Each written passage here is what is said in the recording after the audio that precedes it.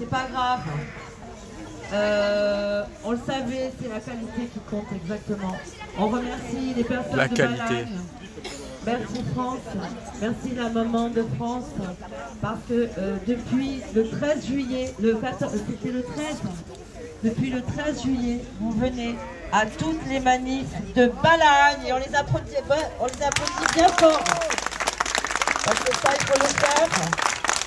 Vraiment. Chapeau. Ça fait 2 heures de route, ouais, quand même. Écoutez, donc on est là, on est toujours là.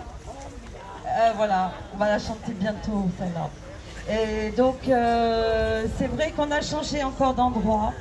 Il y a une course cycliste, on nous a dit que ça serait difficile de tracter, parce qu'on est là pour informer pour que la vérité éclate. On y croit, et la vérité éclatera un jour ou l'autre, ça c'est certain.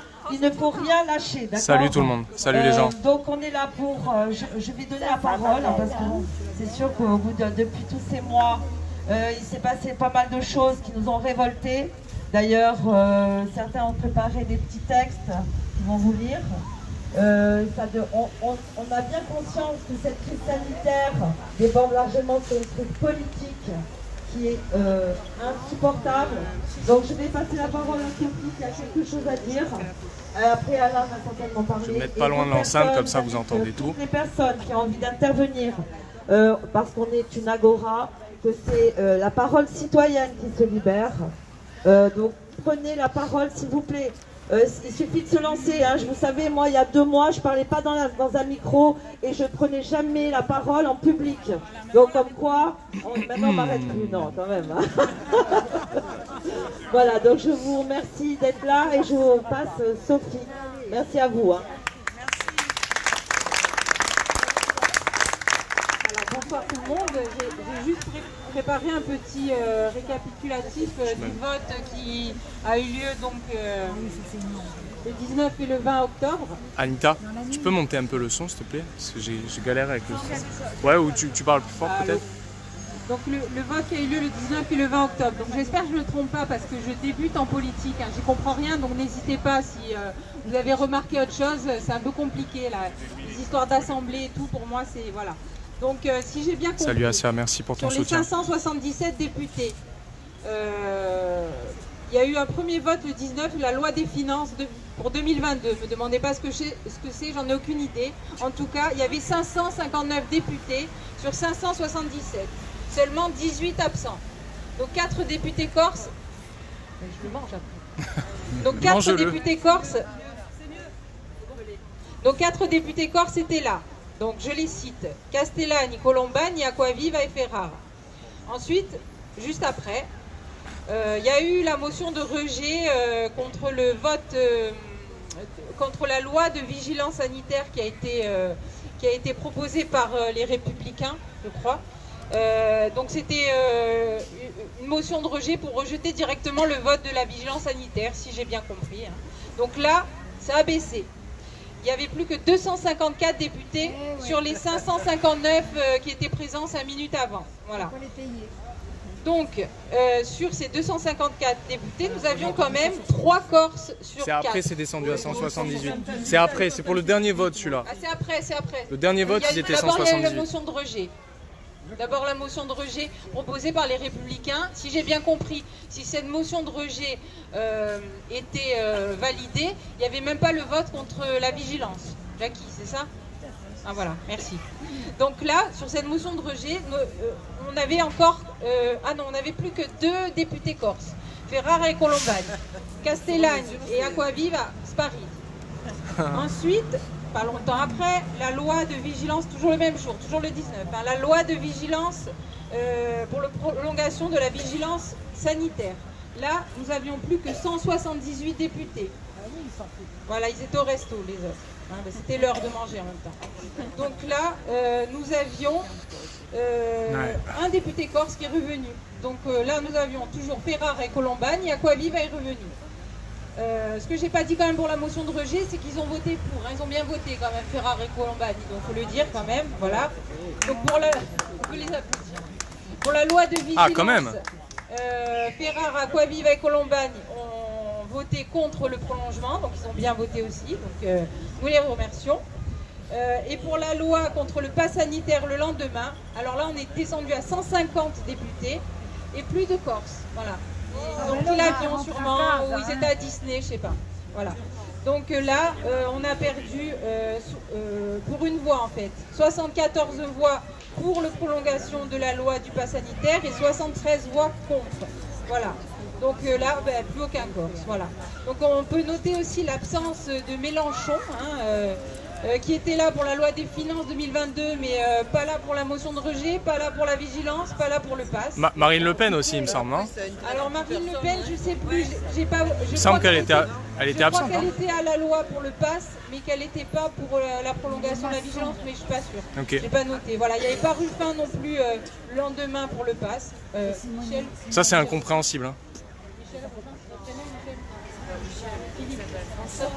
François Ruffin. François Ruffin, ouais.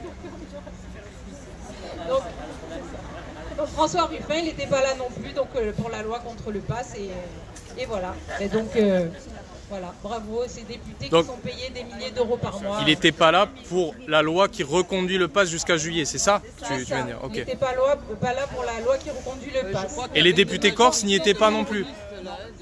Les 4 députés corses pour la loi contre le pass, je le répète, si j'ai bien compris, n'étaient pas là non plus. Et on a perdu pour une voix. Et on va leur envoyer un mail pour les remercier. Et Mélenchon, il n'est pas là, mais... Non. Ouais, on devrait tous faire ça. Ouais. Ah, il est là. Je vais leur envoyer un mail pour les remercier. Voilà. On a un décodeur là qui vient d'arriver là-bas. À propos de ça. Nicolas.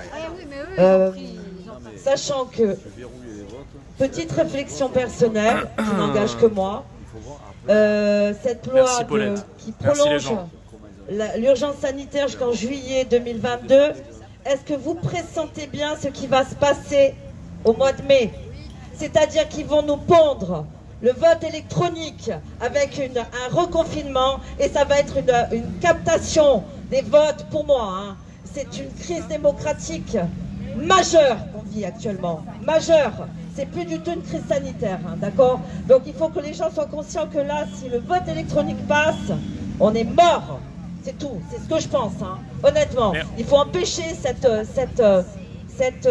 situation d'évoluer dans ce sens. Et il faut que nos politiciens, cette opposition, les syndicats, on se demande ce qu'ils font. Ils sont tous complètement hypnotisés par ce méchant virus qui est terrifiant, j'en sais rien, mais moi je pense qu'ils sont hypnotisés. Moi je le vois autour de moi, hein, dans mon travail, hein, je suis dans l'éducation nationale, tout le monde est hypnotisé, les syndicats, tout le monde. Ça dépend où, parce que je crois que c'est en Martinique, les syndicats avec le CHU de la Martinique. La Martinique c'est à part. Voilà. Mais quand même ils ont réussi à mettre la pression avec les syndicats aussi, donc comme quoi ça peut fonctionner s'il y a suffisamment de gens. En tout cas, ce que je sais, c'est que là, c'est vraiment grave ce qui se passe. Il y a une urgence, il faut essayer d'ouvrir les yeux aux gens, informer. C'est sûr qu'on n'est pas nombreux, mais il faut continuer à informer. Pendant la guerre, Stéphane Hessel le disait très bien, hein, 90% étaient vichistes, il y avait moins de 10% de résistants, et ils ont quand même gagné la guerre. Bon, c'est sûr que ce n'était pas les mêmes armes à l'époque. Hein. Il n'y avait pas Internet, il n'y avait pas les médias de propagande comme on vit actuellement. Ah, mais c'était beaucoup moins puissant quand même, hein. Enfin, je pense. Bon, c'est vrai qu'il y avait 90% de... Les gens étaient moins individualistes. C'est ça. Oui, mais ça a toujours été. Tu sais, il y a l'expérience de 1000 grammes, hein. C'est le reflet de ce qu'on vit actuellement. L'expérience de 1000 grammes. Allez vous renseigner si vous ne connaissez pas. 15% de rebelles. On est dans l'expérience de 1000 grammes en plein dedans. Voilà, c'est tout ce que j'ai à dire. Donc, je vais passer la parole à qui veut la prendre. Il joue sur les faiblesses. Alain. Allez. Merci à vous. Merci Anita. Bonsoir à tous, merci d'être là. C'est ça Israël, lobotomisé. Du front, puisque nous sommes définitivement en guerre contre ce gouvernement et surtout contre ceux qui le manipulent, puisque comme vous savez, attendez, excusez-moi, Macron et sa clique n'a pas grand-chose à dire en fait, puisque le matin, quand Manu Ier se réveille, il doit trouver les 100 millions d'euros qu'il doit pour le service de la dette publique, qu'il doit donc entre autres BlackRock, Vanguard, Invesco, Fidelity, Capital Research and Management. Et donc, lui, il est là avec sa dette de 40 milliards par an. Et en face, ils ont des gens qui gèrent 20 000 milliards de dollars. Donc, voilà, la main qui donne, c'est celui qui décide. Et donc, il ne faut pas oublier ça. Alors, Alain, les nouvelles du front. Pour se donner une idée, le budget de la France, il est de combien? Je pourrais pas te le dire. Je pourrais pas te le dire. Ce serait intéressant contre, de comparer. On peut faire le calcul. Je crois que le règlement, le montant qui est réglé pour les 40 milliards de services de la dette publique, je crois que ça représente du genre 15%. Enfin, c'est pour un ordre d'idée. Hein. C'est énorme. Hein. Ouais. C'est équivalent au budget de l'éducation, je crois, un truc comme ça. Alors, les nouvelles. Okay. Moi, ce que je voudrais que tout le monde se rappelle, c'est du film, du scénario entier au moins depuis il y a 2 ans, Event 201. Là, Bill Gates et Klaus Schwab ont organisé un événement, une réunion, un simulacre de crise Covid, donc avant qu'elle ne démarre. Et depuis lors, tout s'est avéré exactement comme ils l'avaient prévu.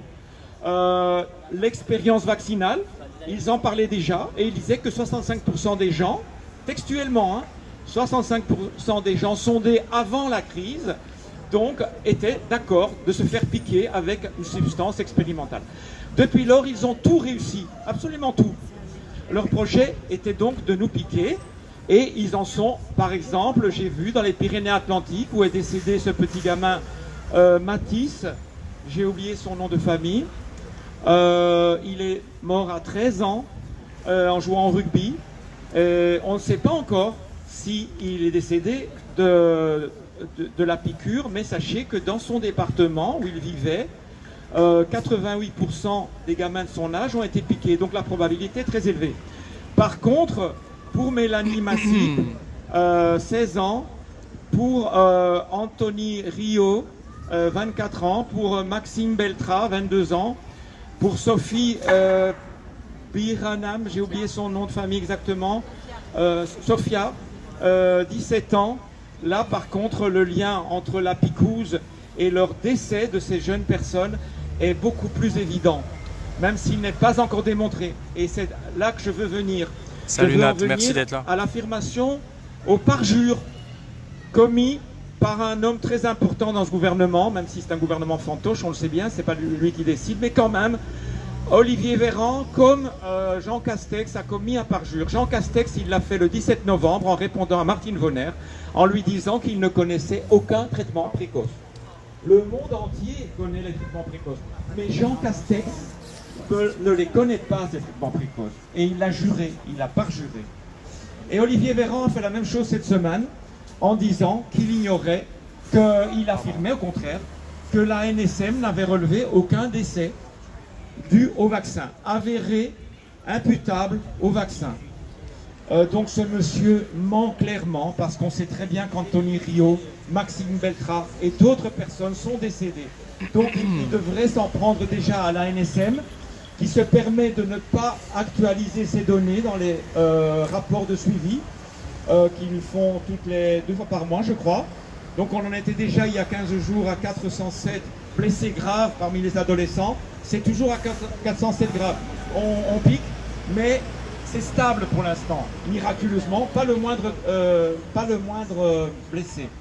Donc tout ça pour vous dire quoi au final, qu'en face nous avons une machine de guerre, un déferlement totalitaire qui est démontré. Vous avez vu que cette semaine, on a prolongé la possibilité d'imposer le pass sanitaire jusqu'en fin juillet.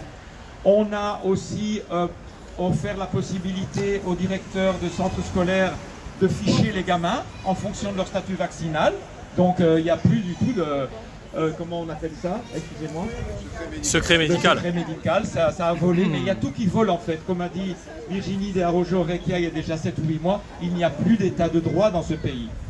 Donc face à ça, que faire? Eh bien, pour essayer de répondre à cette question, nous, INSEM et d'autres groupes liés à nous, organisons à Corté dimanche prochain À 11h, nous allons nous retrouver à la gare de Corday. N'oublie pas les soignants, on est là pour eux. Pour tenter de répondre à cette question. Que faisons-nous en fonction de la situation, du diagnostic de la situation actuelle?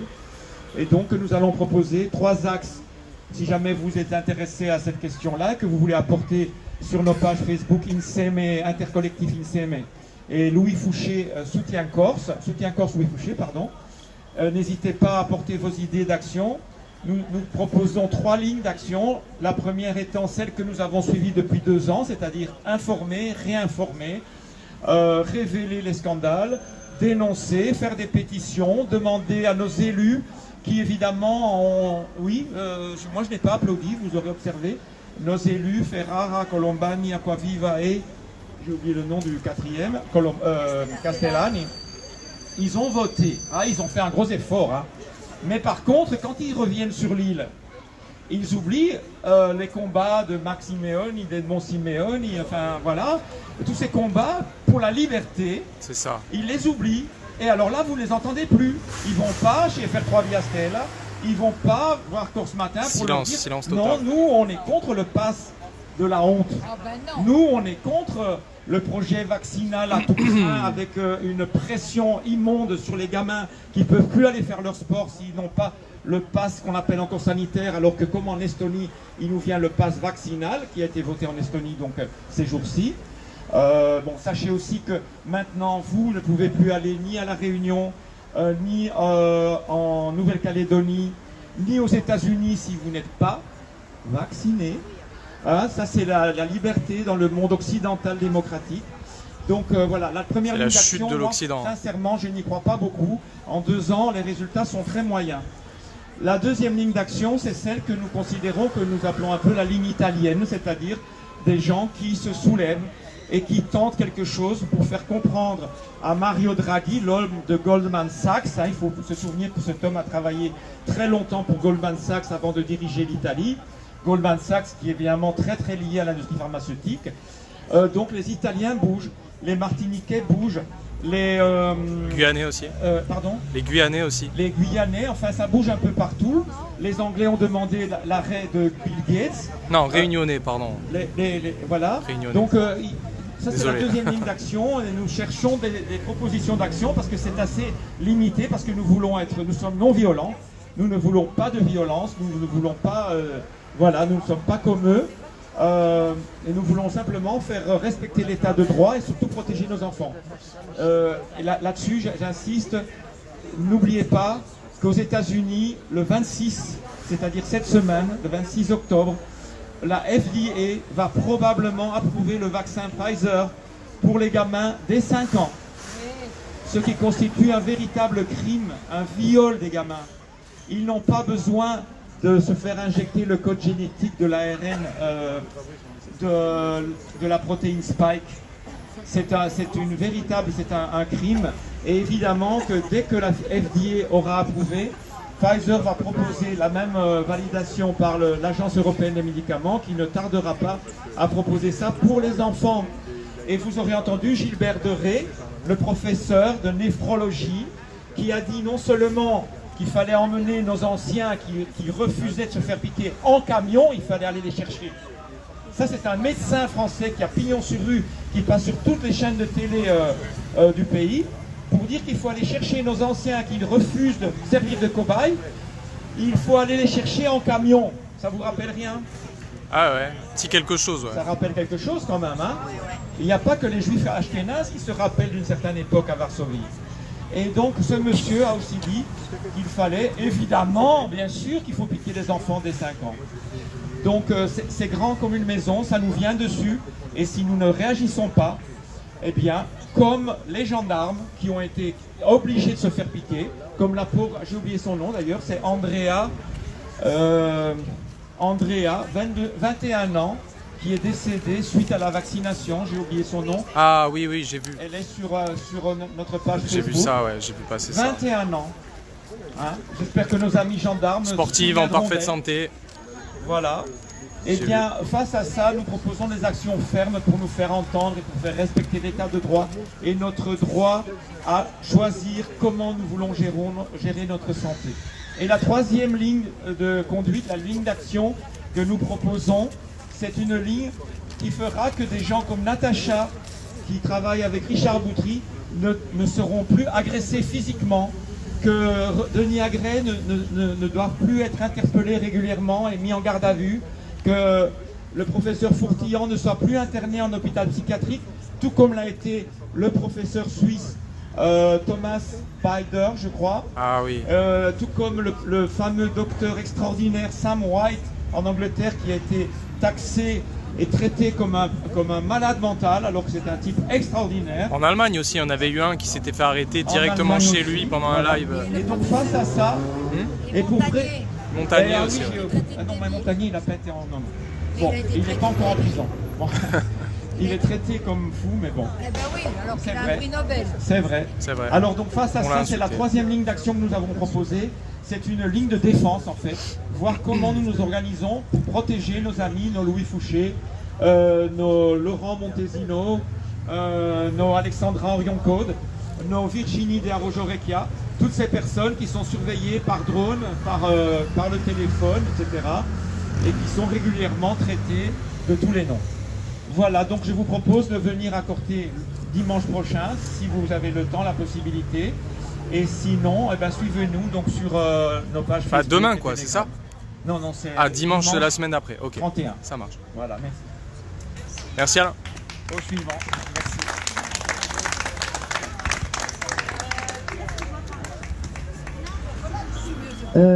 Lily, je crois que tu voulais intervenir. Qui est-ce qui doit intervenir? Lily? Non, mais je sais pas, parce qu'Alain vient de finir. Je crois que vous deviez intervenir, ou Sophie. Moi, j'interviendrai après. Ah, mais attends, alors, c'est pas...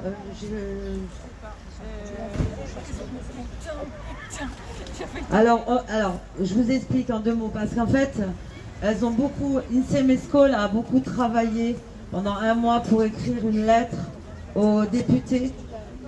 On va vous lire cette lettre, donc soyez indulgents parce que on n'est pas du tout organisés, on est tous des bénévoles. Hein. On fait tous de notre mieux et c'est pas toujours le top. Hein. Donc là, il faut lire sur l'écran du téléphone. Donc on va vous faire part du courrier qui a été envoyé quand même, d'accord? Voilà. Donc Sophie, tu parles collé, hein?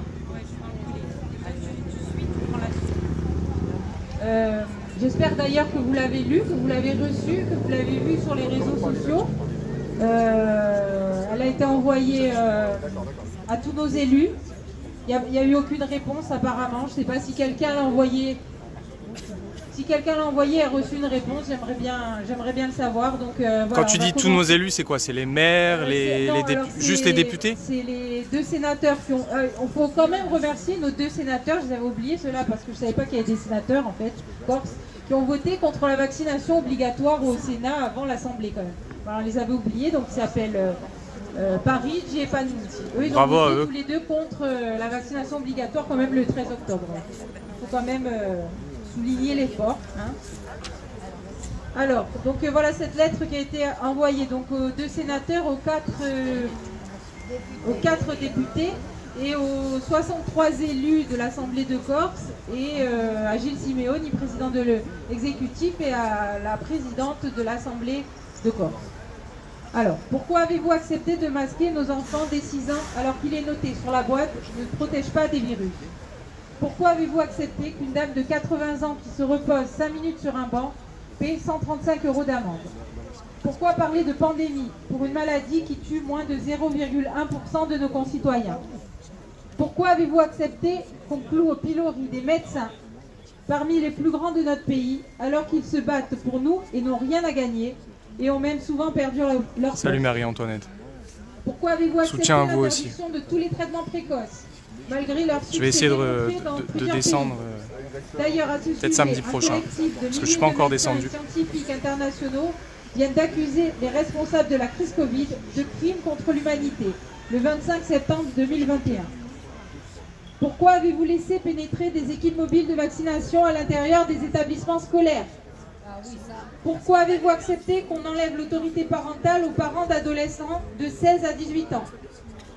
Pourquoi avez-vous accepté que des Corses ne puissent plus se faire soigner à l'hôpital et avoir des loisirs sans un passeport sanitaire discriminatoire?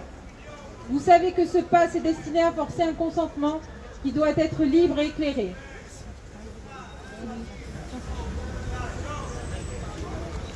Pourquoi avez-vous accepté que des soignants perdent leur travail quand ils refusent une injection de ce produit génique expérimental dont les essais cliniques ne se termineront au mieux qu'en octobre 2022?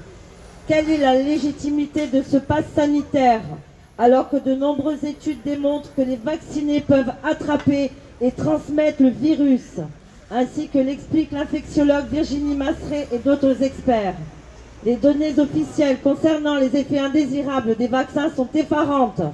Eudra Vigilance rapporte le décès de plus de 25 000 Européens et 600 000 effets indésirables graves. Le Center for Disease Control and Prevention, CDC, aux USA, rapporte une explosion des cas de myocardite chez les 12-18 ans. Le Dr Ox, inquiété pour avoir révélé l'anormalité de l'omerta concernant les effets secondaires, indique, chiffre à l'appui, qu'il y a parmi les enfants 4 fois plus de décès dus au vaccin à ARN messager qu'au Covid. Il parle d'infanticide. Le prix Nobel, le professeur Luc Montagnier, les professeurs Christian Perron, Sucharit Bagdi, Biram Bridle, Christian Velo et les docteurs Ryan Cole, Sam White, Michael Lydon, ex-vice-président chez Pfizer, Wolfgang Woodard et Gert van der Bosch et beaucoup d'autres experts ont averti des très graves risques pour la santé que font courir ces injections. Ces spécialistes constatent maintenant que l'augmentation de la courbe des décès est précisément en corrélation avec les campagnes de vaccination massive.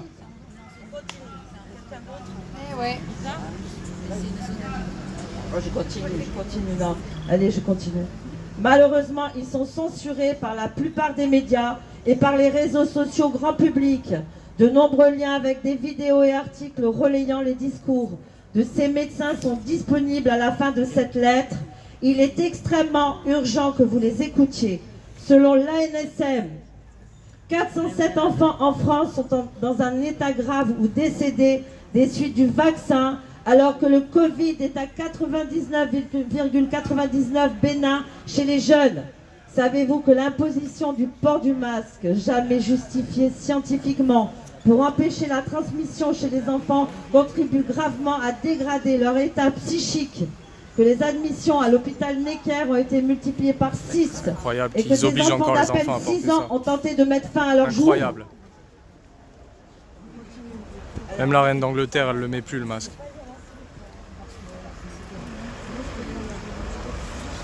Pourquoi avez-vous accepté de mettre en danger la vie de nos enfants, de futures mères, en permettant de leur injecter des produits génétiques expérimentaux? Les effets à court terme sont déjà dévastateurs et chacun d'entre nous connaît déjà dans son entourage des personnes atteintes par les vaccins, décédées ou dans un état grave. Les effets à moyen et long terme sont totalement inconnus, bien que plusieurs médecins, donc Michael Lydon, ex-président du laboratoire Pfizer, lui-même déconseille, par écrit dans son protocole en ligne, l'usage de son vaccin aux femmes enceintes. Michael Lydon, on le voit dans le documentaire Hold Up. Nos médecins de continuer à les vacciner. Qui sont les médecins qui piquent des dizaines de milliers d'enfants de moins de 12 ans dans toute la France, dont de nombreux enfants corses, avec des vaccins qui n'ont aucune autorisation de mise sur le marché, ni aucun rapport d'essai clinique pour des enfants de cet âge? Pourquoi avez-vous accepté de faire confiance à Pfizer, multinationale pharmaceutique, alors qu'elle a été condamnée 71 fois en 20 ans pour un montant de 4,7 milliards de dollars, accusée de publicité mensongère, falsification de données et commission occulte? Qui indemnisera les victimes de personnes décédées ou handicapées à vie, les laboratoires s'étant défaussés de leurs responsabilités? Nous faisons donc un appel solennel à votre humanité, à votre conscience. Par ces temps de chaos, résister est plus qu'un devoir. Et ce serait tout en votre honneur. Documentaire Hold Up, Magali. Que cet élan naisse ici. Il y a Michael Guidon qui prend la parole plusieurs fois. J'ai un peuple de fierté et de résistance. Nous, peuple corse, demandons instamment à nos élus de prendre leurs responsabilités et leur distance avec ce système mondialiste inhumain, relayé par les dictats liberticides d'un gouvernement qui met nos vies en danger. Nous vous demandons de visionner la vidéo ci-dessous qui résume à elle seule ce qui se passe ou vers où nous allons si vous ne faites rien. La censure devient intolérable. Ces atteintes graves à nos libertés. Arrêtez de fermer les yeux. De penser différemment et de disposer de notre corps sont intolérables.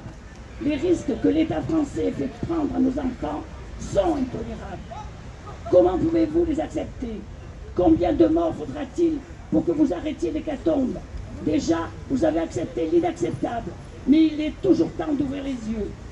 Au nom du principe de précaution et de la situation sanitaire actuelle, qui ne justifie plus le maintien d'un état d'urgence, prétexte à de multiples mesures inconstitutionnelles, et au nom de la liberté et de la non-discrimination, nous demandons un moratoire immédiat de la vaccination ARN messager des mineurs de moins de 18 ans et des femmes enceintes. L'abrogation immédiate du pass sanitaire pour tous, qui devrait être une mesure temporaire. La réintégration immédiate dans leurs fonctions de tous les soignants non vaccinés qui ont été mis à pied. L'arrêt immédiat du port obligatoire du masque chez les enfants. Que vous vous opposiez fermement et publiquement à la proposition de loi concernant la vaccination obligatoire pour tous, qui sera débattue au Sénat le 13 octobre 2021. Donc ça a été... Pour Lugor, super une autre idée, grazie. Bravo. Donc, ce que viennent de lire les trois dames, c'est une lettre qui a été envoyée à tous les élus corses, les sénateurs, les députés. Alors je voulais vous dire un petit mot aussi. C'était quoi, il y a 2 semaines ça a été envoyé? Donc on essaye, et vous n'avez pas reçu de réponse? Il y a eu quelques réponses quand même? Tous les résistants de la Corse prêts à agir, de se rassembler. Parce que là ils pourront pas dire qu'ils ne savaient pas. Ils participent vraiment à un génocide là. On est d'accord. Rendez-vous 11h à la gare. Voilà, tous ceux qui sont là tous les samedis, venez nous rejoindre le dimanche prochain à Corté. On peut faire du covoiturage, on peut s'arranger, voilà, il faut s'arranger même ce soir entre vous. Voilà, c'est important en fait qu'on sache combien on est sur toute la Corse à agir en fait. Voilà, on voudrait parler d'action à faire tous ensemble en Corse, alors soit tous au même moment éparpillés dans 2 villes, soit à faire tous ensemble, par exemple décider d'une action un jour à Corté ou d'une action un jour à Bastia, d'une action un jour à Ajaccio. Voilà. Ça se passe où à Corté? Parce à Corté, rendez-vous à 11h à la gare. À 11h à la gare dimanche prochain. Voilà, donc ça sera le combien? C'est le 31 octobre. D'accord. Dimanche 31 octobre à 11h à Corté. Le 1er novembre, donc voilà, rendez-vous à 11h à la gare. À Corté pour tous les résistants qui veulent agir concrètement. Voilà, pas juste non plus défiler, essayer de faire des actions percutantes. Voilà, comme on fait avec des tractages ou des panneaux, peut-être un peu plus... Des blocages peut-être aussi? Un peu plus costauds, voilà, voir un petit peu ces députés qui ne sont pas déplacés. Voilà, les maires, voilà. Voilà. Donc ce sera une journée où on sera tous rassemblés. Le but c'est de se compter, de voir qui vraiment est capable d'agir encore contre cette dictature qui se prolonge donc indéfiniment. Je sais avec le vaccin. Ça, je sais. Où est-ce qu'il est là? Voilà, on a un groupe du coup sur Telegram. Donc allez directement sur INSEE, mais vous le trouvez, il y a un lien pour le trouver, je ne sais plus comment il s'appelle, Rassemblement des résistants. Voilà.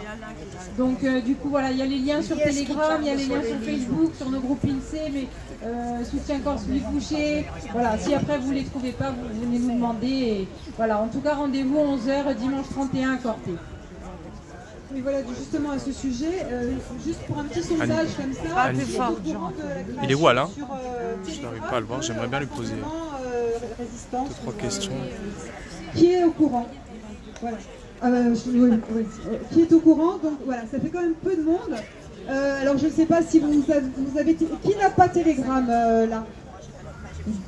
D'accord, donc il y a quand même beaucoup qui n'ont pas Telegram. Donc est-ce que vous avez Facebook? Ok, donc il y a des infos aussi sur Facebook. Qui imagine pouvoir monter, voilà, vraiment qui se sent l'âme de monter le 31, qu'on voit un petit peu, ok. Et après je vais en parler.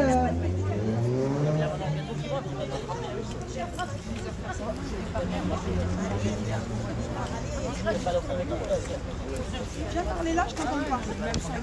Bon, pendant qu'il s'organise, je vais aller voir Nico. Bonsoir. C'était juste pour dire qu'il y a une dame qui disait qu'il y a beaucoup de gens qui viendraient d'aller ailleurs. Donc, Nico, ça va? En forme? Plus on est, mieux c'est. Ça roule? Salut. Salut tout le monde. Alors tu es venu finalement? Ça fait plaisir. J'ai failli t'appeler, mais je me suis dit il va se sentir... J'avoue, il va croire que... j'étais un peu fatigué, j'avais des aigreurs à l'estomac, ça m'a empêché de bien dormir. Bon, je ne vais pas raconter ma vie, en gros j'étais un peu fatigué. Mais j'ai décidé de venir parce que... C'est le jeûne, c'est ça, tu peux le dire, tu jeûnes. Non, mais en fait, oui, j'ai fait des erreurs de débutant, je suis rentré dans le jeûne pas correctement et j'en suis pas forcément sorti très correctement. Eh oui. Voilà. Mais c'est parce que je ne suis pas un grand expert, généralement c'est que les jeûnes de 24 heures. Alors comme tu vois, j'ai des petits papiers dans ma main. Et j'ai fait le vrai journaliste aujourd'hui, j'ai préparé des questions. Est-ce que ça te dit de répondre 2 minutes à mes questions? Ok, j'essaie. Il n'y a pas de question piège. Elle est parfaite la lumière, elle est parfaite, je crois que les gens te voient bien. Alors, j'ai vu que Le Parisien, c'est le journal Le Parisien. Donc je te lis ce que j'ai noté. Le Parisien sort un article aujourd'hui titrant Covid-19, un possible surrisque des myocardites après la 2e dose, surtout chez les hommes jeunes. Donc c'est un article qui est sorti aujourd'hui. On passait pas pour des illuminés, pour des fous quand on disait ça il y a encore même pas 2 mois et demi quand on disait ça. Et aujourd'hui c'est Le Parisien qui sort ça. Qu'est-ce que tu en penses de ça? J'ai vraiment très envie de m'indigner avec toi, mais en fait, si tu veux, c'est devenu tellement commun. Ah, mais c'est ça! Sauf qu'avant, on avait raison 6 mois avant, là, c'est 3 mois, ça se raccourcit de plus en plus. Quand ça se collera, le temps de l'information dite complotiste et le temps de l'information officielle, je crois que la bascule. C'est là qu'il faudra lancer la charge, c'est ça? C'est ça. Enfin, quelle charge? Je pense que la bascule se fera à ce moment-là. On en a parlé, d'ailleurs je rappelle qu'on a parlé aussi le 11 juin, on a parlé des travaux de Geert Vanden Bossche qui travaillait pour Gavi et le Melinda Gates Foundation et qui parlait que en fait, ces injections ils vont certainement provoquer des immunodéficiences chez les gens, c'est-à-dire qu'ils vont vraiment s'attaquer au système immunitaire. Et bientôt certainement les titres seront ceux-là et là ça va commencer à vraiment paniquer. Parce que c'est choper quelque chose comme à partir de quand on atteindrait ce moment critique où, en fait, où une masse, la masse va s'apercevoir que son système immunitaire a été floué. Tu veux que je joue à Madame? Je veux une date. Je sais pas. Tu sais pas? Non, je ne sais pas. Personne ne sait. Je pense que ça se fera très très bientôt parce que justement, ce qu'on observe, c'est qu'il y a cette accélération que tu as soulignée sur la précédente question. Ouais. Ah oui, on voit clairement, nettement. Dans ma vision de choses, elle est un peu exponentielle. C'est ça. Donc à mon avis, ça va s'accélérer. Peut-être d'ici la fin de l'année, peut-être d'ici l'été prochain. Mais voilà, ça va très très vite. Bonjour madame. Alors j'avais une autre question, alors cette fois c'est un article du Figaro qui disait le 20 octobre « Le pass sanitaire n'est plus obligatoire pour les soignants du CHU de Martinique ». Article donc du Figaro du 20 octobre. J'ai une question, pourquoi on n'arrive pas à faire la même chose ici? Pourquoi les Martiniquais arrivent à faire respecter leurs droits, puisqu'ils ont tout annulé, hein. C'est-à-dire là maintenant, même sans passe, les infirmières, les médecins, les aides-soignants de Martinique peuvent aller au CHU. Pourquoi on n'arrive pas à s'organiser ici? Alors, quelle question? Pourquoi est-ce qu'ils ont réussi ou pourquoi est-ce qu'on n'y arrive pas ici? Pourquoi on n'y arrive pas ici, ouais, ou celle que tu veux en vrai? Eux, ils ont réussi parce qu'en fait, ils ont encore des souvenirs très très frais de ce qu'on pouvait appeler la France coloniale. Ils sont rentrés dans des histoires invraisemblables, dans lesquelles il y a toutes sortes de choses qui se sont produites dans ces territoires. On se rappelle des essais nucléaires en fait, qui étaient faits dans les îles, même si c'était les îles Bikini. On se rappelle également de cette affaire de pesticides qui a provoqué énormément de maladies à Martinique et dans les îles. C'est trop fort, non? Oui, c'est un peu trop fort. Je me suis fait un plat, j'ai l'impression d'être un interrogatoire. On se rappelle de ça et le souvenir est très frais. Ils ont encore des gens autour d'eux qui en souffrent de ça, qui ont développé des cancers, etc. Certainement beaucoup de gens ont perdu leurs proches dans le Martinique, donc du coup ils sont très très méfiants de ce qu'on pourrait appeler des conneries. La Martinique, la Martinique, c'est quoi? C'est l'histoire du chlordécone ou c'est pas la Martinique? Je crois que c'est ça. Oui. C'est l'histoire du chlordécone. Je ne suis pas rentré dans le détail, mais j'ai appris justement des sources de là-bas qu'il y a eu des énormes problèmes avec des produits qui étaient autorisés et qui ont produit des dégâts énormes sur la santé des habitants de ces îles. Donc ce que tu es en train de dire en fait, c'est que ici, sur le continent, les gens ont confiance dans les autorités malgré tous les coups fourrés qu'ils nous ont fait. Je pense à l'histoire du sang contaminé, je pense à Tchernobyl. Je veux dire, effectivement, les Martiniquais ont de quoi se méfier, mais ceux de la métropole aussi. Bah, tout à fait. Mais ce pourquoi ils ont réussi en Martinique, c'est que leur conviction a été suffisamment forte pour qu'ils disent non, on désobéit, on ne l'accepte pas. En fait, ils sont allés massivement dire non. Et ils ont fait reculer en fait au final le gouvernement. Et comme quoi on peut. Les gens ils étaient plus conciliants avec cette question. C'est-à-dire que soit ils se sentaient plus désarmés, mais ils étaient plus conciliants. Oui, peut-être qu'il y a quelque chose à ce niveau-là. Après en Corse c'est un peu particulier puisque en Corse les confinements et toutes ces choses-là étaient vécus vraiment beaucoup mieux que dans certaines villes sur le continent. Quand on habite des appartements tout petits, on est enfermé chez soi à plusieurs, etc.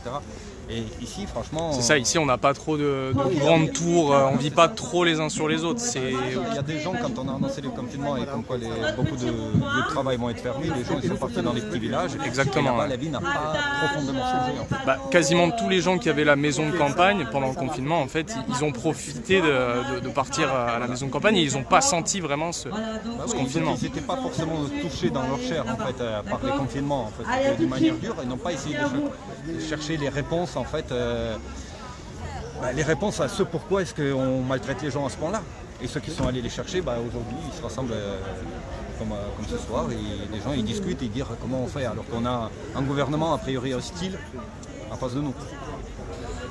Tout à l'heure on parlait, parce que j'ai plusieurs questions. Alors ça on n'en a pas parlé, c'est les Italiens actuellement qui se soulèvent, qui bloquent un peu partout le pays suite à l'obligation vaccinale pour tous. C'est exactement la même chose qu'ils ont fait, c'est dans quel... À Trieste, ils bloquent le port. Ouais, à Trieste, là ils sont en train de bloquer. Enfin, je crois que la même chose s'est passée aussi aux Pays-Bas. Ça nous pend au nez en France, clairement, si on continue à être passif et... c'est bien d'avoir l'exemple de l'Italie. Est-ce qu'on attend d'être au pied du mur ou est-ce qu'on va réagir? La question est un peu foirée parce que j'ai mal écrit. Je pense que réagir, c'est sûr qu'il faut... Non, mais en fait, il faut agir, pas réagir. Réagir, ça veut dire forcément répondre d'une manière ou d'une autre aux injonctions stupides. Il faut agir. Comment agir, ça c'est une autre question. Chacun comme c'est le sang. Il y a ceux qui... il y a ceux qui font les choses avec leurs mains, qui travaillent la terre, il y a ceux qui ont des terrains. Il faut mettre nos savoir-faire en commun, il faut mettre nos compétences en commun en fait, pour réformer une société, micro-société résiliente à l'échelle locale, pour pallier à tous ceux dont le gouvernement me prive. J'essaie de formuler les phrases trop compliquées pour moi. Et qu'est-ce qui fait... Attends, putain, j'avais une super question par rapport à ce que tu disais juste avant. Ouais, ça marche. Ça m'est complètement sorti. Ta réponse était trop longue. L'état d'urgence infini marque-t-il la fin de la République française? Le futur sera-t-il une dystopie sécuritaire? Non. Non? Non. Je crois profondément qu'ils n'arriveront jamais au bout de leur projet. Cette accélération de l'information, tu penses qu'on va, comme tu dis, aller exponentielle? Donc, quand en fait les complotistes diront la même chose plus ou moins en même temps que les médias officiels, puisqu'on voit clairement qu'au début, c'était, comme on disait tout à l'heure, c'était à 6 mois de temps, maintenant c'est 3 mois. Tu penses que ce sera là le moment où au final l'information circulera tellement librement que même ceux qui veulent se mettre des œillères pourront plus se cacher la vérité? On va voir, mais en tout cas, il y a beaucoup de choses qui se passent à ce niveau-là, hein. Il y a par exemple un nouveau réseau social qui va apparaître, et qui va être le réseau social de Truth Social de Donald Trump. Social Truth. De Donald Trump, mais je pense que c'est un peu plus vaste que ça. Et de financement de Donald Trump. Enfin, c'est Donald Trump qui finance ce média, c'est ça? J'ai pas regardé en profondeur des principes de financement, mais je crois que c'est multipolaire, hein. Je pense que ça vient de plusieurs directions. Là, ils vont balancer du lourd, c'est ça? Ils vont balancer des gros dossiers. J'espère. S'il n'y a pas la censure, la même censure qu'il y a sur YouTube ou sur Facebook, etc., oui, il y a l'information qui pourra circuler beaucoup plus librement. Et je pense que non seulement les gens qui étaient intéressés en fait, dans le personnage de Trump viendraient sur ces réseaux, mais juste des curieux et des badauds, parce que justement c'est quelque chose de très très original, et au final qui vient d'un président qui a été censuré à une époque par Twitter et complètement banni. Donc oui, quelque chose au niveau de De toute manière, il y a un article super que j'ai eu l'occasion de lire cette semaine. Ouais. Et c'est un article, si je ne me trompe pas, il date de 2013. Et c'est pour ça que j'en ai pas parlé d'ailleurs dans le live précédent. Et cet article, il évoquait justement ce qu'on appelle la guerre moderne, la guerre asymétrique. Ouais. Et c'est essentiellement la guerre de l'information.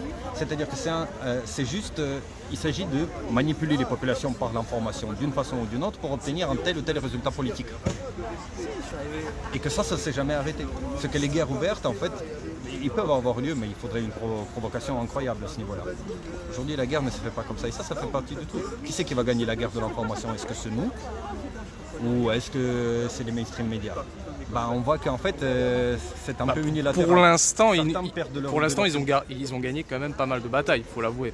Dans le sens, quand on voit le désastre... Est-ce que je peux te rappeler la campagne de Napoléon en Russie? Qu'est-ce qui s'est passé? Ils ont gagné toutes les batailles aussi, Napoléon. Hein. Ils ont gagné toutes les batailles. D'accord, et au final, ils sont rentrés, il a perdu la moitié de ses hommes en rentrant, c'est ça? C'est ça. C'est-à-dire que l'armée russe, l'armée et l'état-major russe s'est comporté d'une manière complètement résiliente. Et ils ont épousé les conditions, ils ont accepté que l'armée de Napoléon était plus forte et ils ont entrepris une stratégie d'évitement. Et cette stratégie d'évitement, justement, leur a apporté la victoire. Une sorte de haïkido politique, quoi. Militaire. Militaire. Et ils les ont amenés sur un terrain. Là, c'est un peu pareil. Ce qu'on voit, ce qui est unilatéral, c'est que la crédibilité de médias mainstream, elle est en chute. Ouais. Alors que la crédibilité plutôt des lanceurs d'alerte ou des médias alternatifs ou de ce qu'on appelle encore des complotistes, etc., leur crédibilité, elle monte. Parce qu'il y a des choses qui ont été annoncées par tous les réseaux alternatifs qui s'avèrent être vraies aujourd'hui, 1 an, 6 mois, 3 mois plus tard. C'est ça. Donc c'est inévitable. Tout à l'heure... can stop what is coming. Là, on reconnaît le décodeur. Là. Alors, 178 députés, c'est ce qu'on disait tout à l'heure, c'est-à-dire un quart pour voter l'état d'urgence jusqu'en juillet 2022. Comment expliquer cette absence d'une grande majorité des députés, et entre parenthèses j'ai mis qu'ils sont quand même payés 7 000 € par mois? Comment on pourrait expliquer, on en a parlé tout à l'heure, donc la question du coup elle est un peu délavée, mais... C'est bien parce qu'il y a peut-être pas là, une députée En Marche en fait qui au lieu d'être dans l'hémicycle pour voter, alors certainement elle aurait voté pour la prolongation et qui était avec son ami dans un restaurant et qui s'est fait agresser à la sortie au lieu d'être dans l'Assemblée nationale. Ces gens-là, ce sont des responsables mais qui sont irresponsables. On est complètement dans le délire qui est apocalyptique carrément, c'est l'inversion totale des valeurs. Les gens qui sont censés porter des responsabilités, c'est les premiers irresponsables actuellement. Donc voilà, on n'a rien à attendre de ce côté-là. Et où était par exemple... quand même, il y a quand même des sénateurs qui ont voté contre, il y a quand même des députés. C'est pas aussi, le tableau n'est pas aussi... on ne peut pas tout dégager d'un revers de manche, tu vois. On a eu des opportunités politiques à proprement dire et démocratiques. Dans certains pays, ils l'ont pas, c'est la merde. Pour refuser certaines choses. Ouais. Je me rappelle le pass sanitaire et certains détails par rapport au pass sanitaire, ils étaient votés, ils étaient 40 à l'Assemblée, il me semble. Pas plus. Mais c'était des points super importants. Et là, ils étaient 150, ce qui est même pas un quart.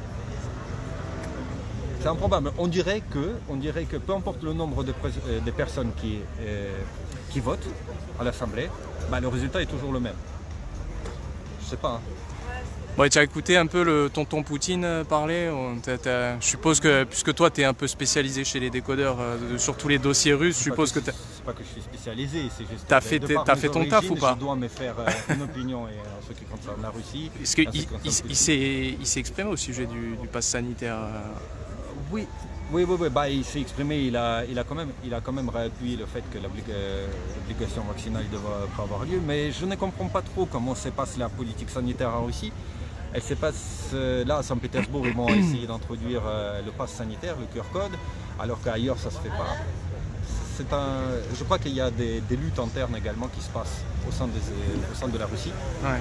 Et que Poutine en fait il reste un peu au-dessus. Tu veux dire qu'il y a un deep state, le deep state russe met des pressions à Poutine, il doit gérer aussi avec ça. Là je m'aventure, je sais pas de quoi je parle, hein. Je connais pas le dossier. Mais... Bah, ce qu'il y a, c'est que je voudrais répondre, mais là il faudrait vraiment se plonger dans les méandres de la politique russe. Ouais. D'ailleurs pour ceux que ça intéresse un peu ce côté-là, je vous conseille de regarder la chaîne de Hervé Moreau. Ah oui.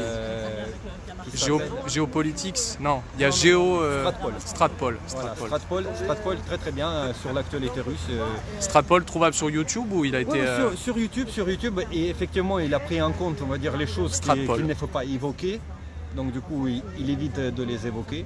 Et pour pas se faire striker quoi. Voilà. Même s'il parle de la question de Covid, il parle assez objectivement et quand il s'agit de dire oui mais c'est n'importe quoi aussi ce qui se passe en Russie, c'est également dit. Et moi je trouve ses opinions pertinentes et je pense qu'il est mieux à même de répondre à ces questions que moi.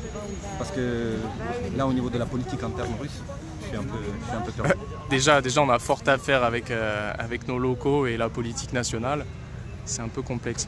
Ok, bah, ça te dit on va au rond-point parce que là ils sont en train de tracter. Et la semaine dernière ce qu'on a fait c'est qu'on a fait une sorte de micro-trottoir où en donnant les tracts on a directement on a été posé des questions à... Attends, il y avait un monsieur qui... J'ai 2-3 questions. Bonsoir. Bonsoir. Alors, donc du coup, vous vouliez prendre la parole, vous vouliez dire quelque chose? Oui, c'est quand même la 17e rassemblement quand même. Hein. À 17 déjà? 17e rassemblement quand même. D'accord. C'est quand même décevant quand même de voir que... J'ai pas la lumière. Hop, c'est bon. Ouais, nickel. C'est quand même décevant qu'on ne voit aucun de nos élus politiques présents. Aucune personne de l'Assemblée de Corse présent, aucune personne de syndicat présent, aucun syndicat, aucun élu politique. Est-ce qu'ils n'ont pas peur des sondages qui seraient majoritairement, soi-disant en fait, ce qu'on entend dans les médias et ce que diraient les sondages, c'est que 70% ou 65% des Français seraient favorables au passeport sanitaire. Est-ce que c'est pas ça qui les refroidirait? Même s'ils voient clairement qu'il y a un recul de nos libertés, au final, ils restent dans l'électoralisme et ils ont peur de se mouiller par peur eux-mêmes de flinguer leur carrière, quoi. Je pense que c'est un peu ça. Je pense que quelque part c'est plus une histoire de carrière. Je pense que le peuple a été complètement abandonné. Hein. Le peuple a été livré à lui-même. Et heureusement, il y a des résistants. On est là. De toute façon, je veux dire, depuis le début, ils ont été complètement absents. Ils ont été inexistants. Ils n'ont pas été présents à aucune manifestation. Ouais. On a été complètement abandonnés par eux, que ce soit l'Assemblée de Corse, que ce soit le maire de Bastia, que ce soit... on était complètement laissés pour compte.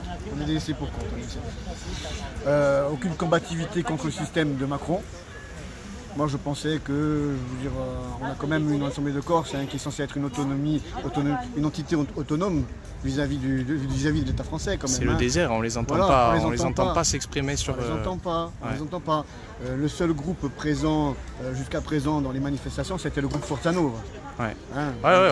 Heureusement au moins qu'ils étaient là, parce que sinon... Qui ont participé au territorial, qui ont fait un score plus qu'honorable vis-à-vis des autres personnes. On a carrément... Comment expliquer que aucun parti politique n'est adhéré à ce mouvement populaire qui représente quand même 35% des Français, quoi. C'est pas rien. Je pense que le problème c'est un problème de clivage, c'est un problème. Il y a trop, on va dire maintenant, il n'y a plus vraiment les gens n'ont plus vraiment trop de reconnaissance, je veux dire. Ils ne se reconnaissent plus. Donc je pense que nous, on a été vraiment la seule alternative dans les élections à dire la vérité, à vraiment jeter le pavé dans la mare sur vraiment quels étaient les réels problèmes. Que ça soit... Parce que moi je les ai écoutés les débats, hein. Oui. Ça a parlé des poubelles comme d'habitude, oui. Ça a parlé des problèmes de la mafia, ça a parlé des sujets qu'on a habituellement. Mais pas à un seul moment on a été abordé la question du passeport sanitaire, de la vaccination. Alors que le passeport sanitaire... C'est surréaliste quand même. Bien sûr, le passeport sanitaire porte préjudice à notre économie. Ouais. Non seulement porte préjudice au quotidien des personnes, le relationnel est complètement tué, je veux dire. Sachant qu'on est obligé, nous, d'avoir le pass si on veut sortir du territoire. C'est quand même un peu une prise d'otage qu'on a. Quelque part, on est pris en otage, parce que déjà nous sommes sur une île.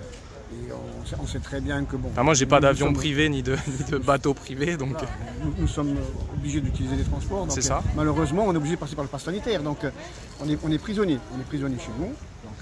Et quelque part c'est préjudiciable. Et là ce que je trouve dommageable et on va dire pitoyable, c'est que nos chers élus n'ont pas combattu le pass sanitaire. Ils n'ont pas combattu le pass sanitaire. Que ce soit le président de l'Assemblée de Corse. Et vous pensez qu'il se serait mouillé si on avait été à plus de 50%?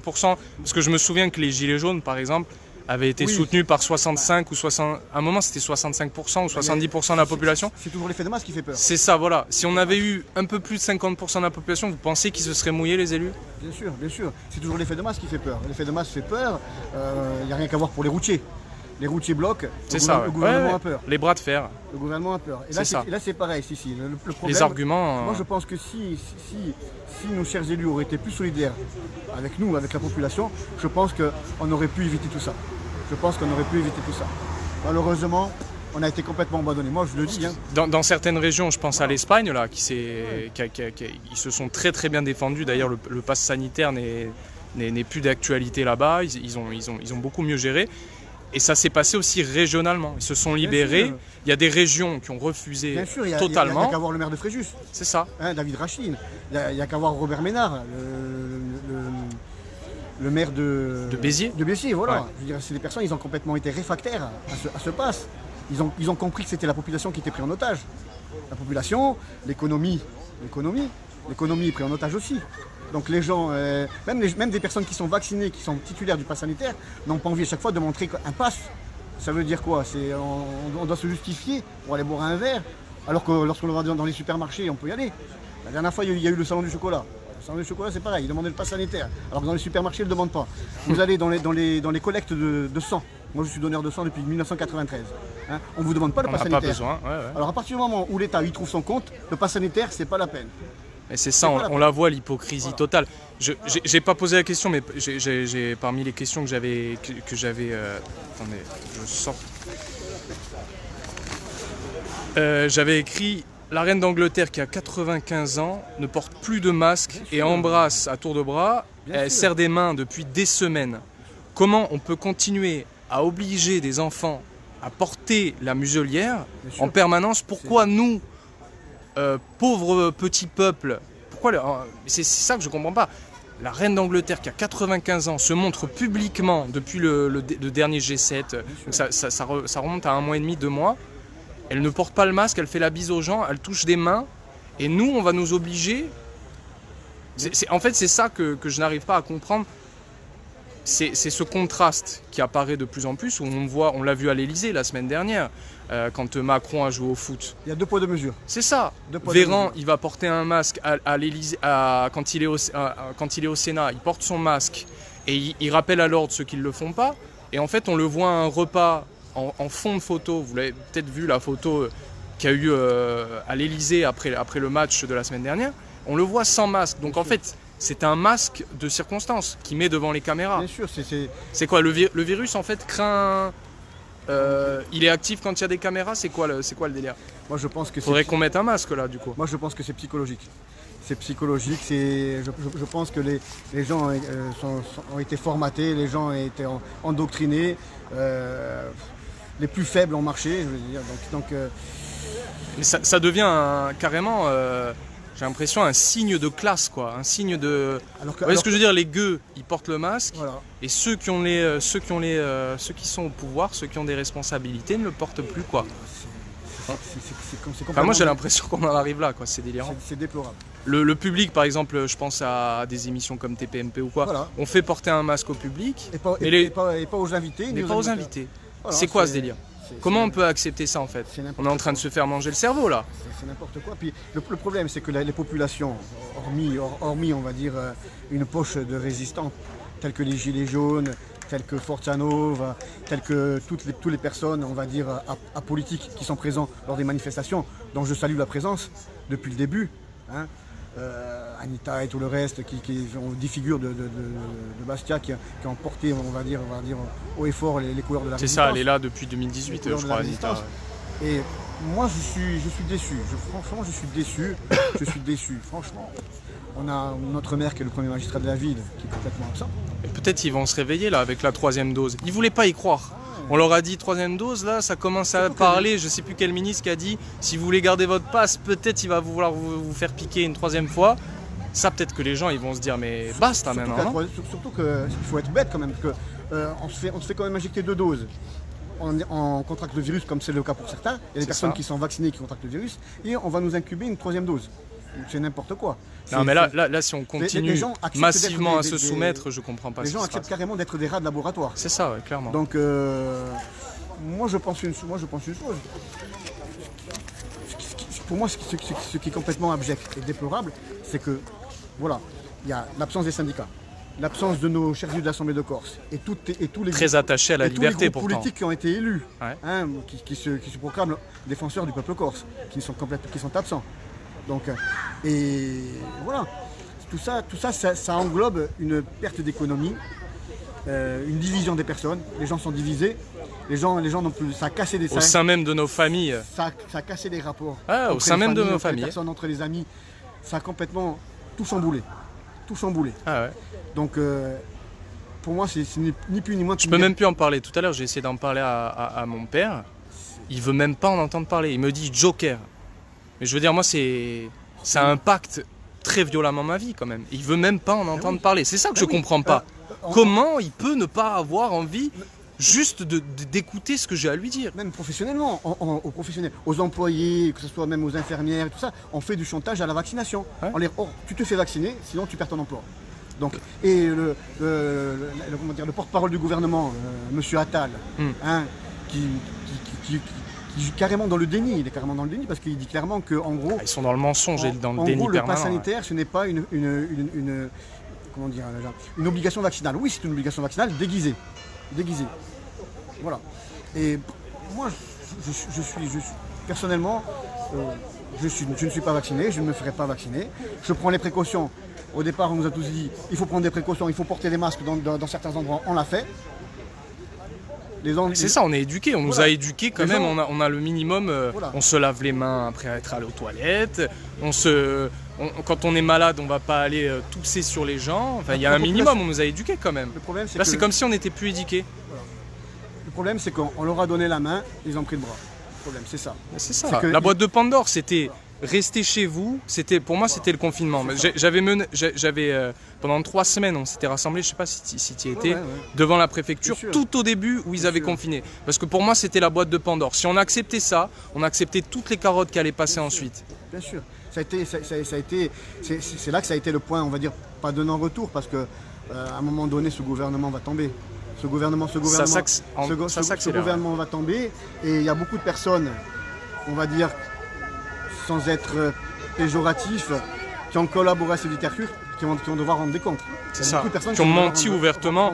Donc rien que Véran la semaine dernière au Parlement, qui balance que les chiffres de la NSM, que lui-même il a les chiffres de la NSM et qui dit que c'est complètement farfelu ceux qui disent qu'il y a des morts, lui qui dit qu'il n'y a pas de morts, ça il va falloir qu'il réponde. À un moment, tu mens devant, tu es un élu, tu mens devant le Parlement. Comment il ne pourrait pas y avoir de poursuite? Je ne comprends pas. Comment on pourrait ne pas poursuivre ça? Et c'est pas le seul à avoir menti. Castex, il a fait que ça. Je veux dire, pourquoi on n'applique plus les lois là? C'est ça que je comprends pas. Pourquoi on peut se permettre de mentir comme ça à tour de bras sans qu'il y ait aucune espèce de réaction, quoi? Il n'y a rien, il se passe rien. Les gens ont accepté pour la plupart, pas tous, de se soumettre à perdre leur liberté. Voilà. Tout ça pour garder leur emploi. Donc après il y a des personnes, on va dire, entre guillemets, qui ont voulu combattre et qui se sont dit voilà, on va combattre parce qu'au bout du compte, certaines personnes, on les comprend, mais on n'accepte pas. Et c'est vrai, c'est une réalité. Les gens, pour certains, ont été pris par la gorge et ont été obligés de se faire vacciner parce que certains ont des crédits de maison, certains. Donc on les a pris par la gorge. De plus on a à perdre, de plus on peut se faire soumettre en fait. Il y a des personnes, voilà, comme moi, comme d'autres personnes qui sont prêts, entre guillemets, à perdre leur emploi pour ne pas subir l'obligation vaccinale. Parce qu'on n'est pas des cobayes, on n'a pas à subir ça. Les gens qui ont voulu faire ça, tant mieux, c'est leur droit, on le respecte, on n'oblige pas, mais simplement... Enfin, tant pis. Voilà. Moi, je dirais plus tant pis. On est en 2021, oui, tant pis. On est en 2021 et le problème, c'est que malheureusement, nos libertés sont bafouées. Hein. C'est ça le monde d'après, en fait. C'est une dictature sanitaire. Voilà, c'est une politique mondialiste. Je m'y attendais pas, franchement. Une politique mondialiste. La politique d'Emmanuel Macron, c'est une politique mondialiste macronienne. Donc cette politique-là, elle est faite en gros pour, on va dire, asservir les gens. Englober la France dans une sorte un esclavage des temps modernes. Ouais, c'est ça. Un esclavage des temps modernes, avec toutes les pertes de liberté qui vont avec. Esclavage de la dette, comme tu disais, voilà. Esclavage économique. Les 100 euros pour... c'est pas ce que tu disais, mais tu disais sur la... Comme d'autres groupes politiques... Quelle insulte, là, l'histoire des 100 euros, tu parles de l'histoire. Ils nous crachent ouvertement à la gueule en faisant ça. Ça fait 8 euros par mois. 8 euros par mois de quoi? Tu mets combien avec 8 euros? Tu mets 4 litres 4 litres par mois? Toi, tu consommes 4 litres par mois de... C'est délirant. Ils ont baptisé ça la prime de l'aumône. C'est carrément... 100 balles, allez tiens, 100 balles. En gros, c'est la prime des gueux, quoi. Ouais, c'est ça. En quelque sorte, c'est ça, voilà. Porte ton masque et prends les 100 balles et vote pour moi surtout, n'oublie pas. Et puis voilà, et là après, on voit que les choses se décantent doucement parce qu'il y a les présidentielles qui approchent. Donc on lâche du lest. Mais concernant le pass sanitaire, ça reste vraiment, on va dire, vraiment le plus gros, on va dire, la plus grosse liberté, on va dire, qui ruine le quotidien de nombreuses personnes. C'est ça, on a besoin d'un passeport pour se déplacer dans notre propre ville, voilà. Quoi. C'est... Je sais pas. C'est comme si dans sa propre maison, on avait, je sais pas, un pass et on devait ouvrir les clés. Enfin, je sais pas, c'est... Enfin, au mois de septembre, moi j'étais sur le continent, je suis allé à Bruxelles. Bruxelles tout ouvert, pas de passeport sanitaire et tout. J'arrive à Lille, qui est ma ville de naissance où j'ai grandi quand j'étais enfant. Et je me retrouve comme un étranger dans mon propre pays. Et franchement, c'est pour ça que malheureusement, les gens qui ont subi cette pression-là, quelque part, je les comprends. Parce que c'est dans les grandes villes, c'est vraiment horrible de pas avoir de passeport sanitaire. Parce que nous, on a la nature, on a la rivière, on a la montagne, on a la mer. Ces gens-là, sans passeport sanitaire, ils sont enfermés dans leur appartement. S'ils ont un appartement sans jardin, ils sont... En fait, on leur a pas vraiment laissé de choix, quoi. C'est soit tu es en prison, soit tu te fais piquer. Ce qui a provoqué de nombreuses divisions dans les foyers, dans les familles. ça a été quand même générateur de nombreux divorces, hein, le pass sanitaire. Hein. Ça a généré des divisions chez les gens se sont retrouvés enfermés chez eux dans leur appartement. On aura imposé un couvre-feu comme dans les années 40. Il fallait une attestation pour aller travailler, il fallait une attestation pour partir 1 heure en dehors de chez soi. Le laisser passer. C'est quand même grave quand même. Hein. Laisser passer. Laisser passer, voilà. Pour moi, c'est même pas le pass sanitaire, c'est le pass nazitaire. Ouais, c'est ça. Le pass nazitaire. C'est ça. Le pass, et malheureusement, il y a beaucoup de personnes qui se sont soumises à ça. Et du coup, est-ce qu'on peut les appeler les collabos? Ou est-ce que c'est trop violent? Ils vont s'énerver si on dit ça. On va dire certaines personnes. Parce que ceux qui collaboraient avec les nazis à la Seconde Guerre mondiale, au final, on leur a mis toute la honte dessus à la libération. Quelque part, c'est une honte. Parce que, c'est honteux quand même. En gros, l'économie se trouve carrément... l'économie est ruinée. L'économie de la Corse, en quelque sorte, elle est ruinée. Bah, soi-disant, là les gens ils disent ils ont fait une superbe saison. Oui, oui, parce qu'on leur a laissé un laps de liberté. On leur a laissé un laps de liberté.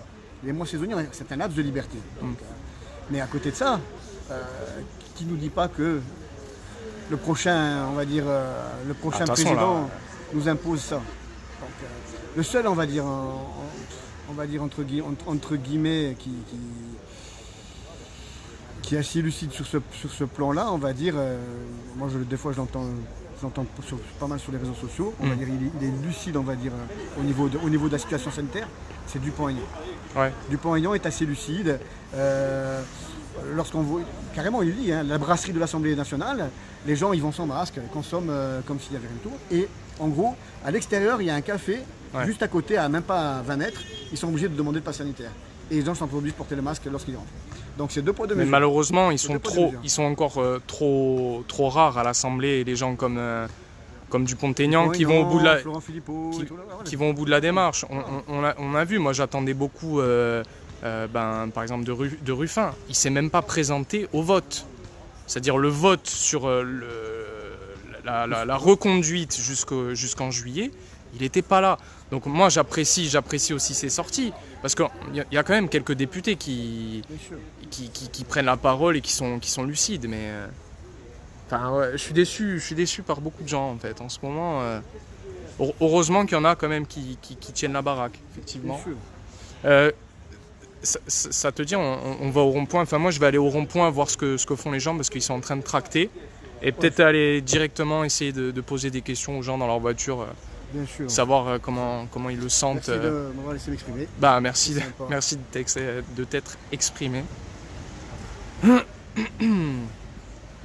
heure il est là? Ça fait un moment qu'on est là déjà. 19h30. Ouais, ça va, Ouais, nickel. J'ai essayé de te poser des questions un peu... Ça va. Enfin, rebondir sur ce que tu disais. Ouais, c'est en direct. Alors, Anita. Oh, salut. Salut Anita. Ouais, salut. Alors, on s'est vu avant, je dis salut pour qu'elle puisse dire bonjour. Du coup, là, vous arrêtez les gens ou vous arrêtez pas les gens? Ouais. Globalement. Hein? Moi, j'ai pas distribué. Moi, j'ai vous en avez plus là? Non. Ah, dommage, j'aurais bien... Mais c'était ceux de la semaine... C'était... Attends, je vais aller... Attends, j'arrive. Hein. Excusez-moi, mesdames. Est-ce que je peux avoir un tract, s'il vous plaît? Merci. Non, mais comme ça, je leur montre. Ah, c'est pas les mêmes. Non, c'est pas les mêmes. Alors, donc, qu'est-ce qu'on a là? Non à la prolongation du pass sanitaire jusqu'en juillet 2022. Vote à l'Assemblée nationale le 19 octobre. Non à l'obligation vaccinale déguisée. Non à la ségrégation. Nous voulons la suppression pure et simple de ce pass de la honte. Quentin, 18 ans. Mélanie, 16 ans. Maxime, 24 ans. Sophia, 17 ans. Anthony, 24 ans. Tous décédés à la suite de l'injection. Protégeons la santé de nos enfants et retrouvons nos libertés. L'heure n'est plus à parlementer mais à agir. C'est maintenant ou jamais. Avec en bas les adresses des sites Telegram et Facebook pour pouvoir suivre l'activité des groupes. Bah tenez, je vous donne le dernier voix. Bah, comme ça, je vous filme en train de tracter. Bah tu veux pas tracter toi? Comme ça je filme un...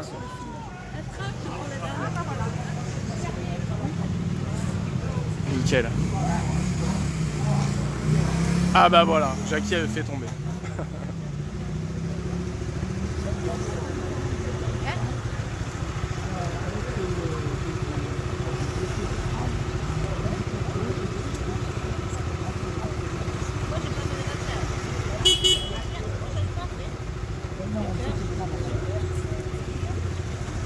Merci madame.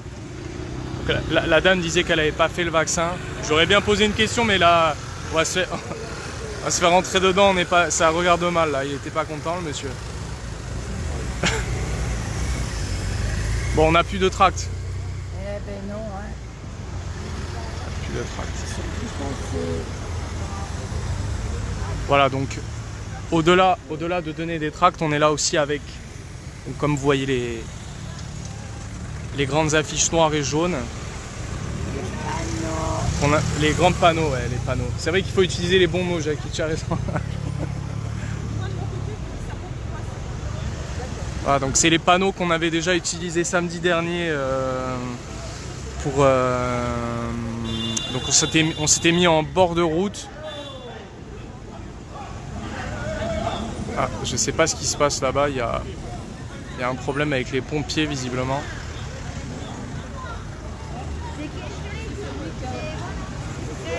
Reste là. C'est quoi? C'est pas quelqu'un de nous? Ça n'a rien à voir avec nous? J'espère que non, que c'est pas le petit jeune. Il est un peu...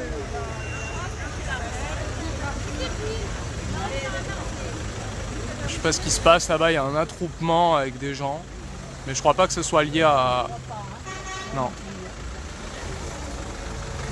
On voit la police, je crois. C'est la police ou les pompiers? Ouais, c'est la police.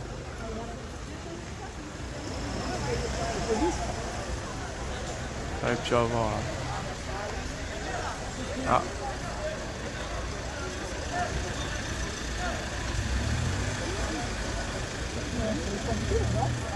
Non, il y a une bombe à poivre et j'en ai vu un qui était armé, donc c'est la police. Bon, je vais pas filmer ça, ça nous regarde pas.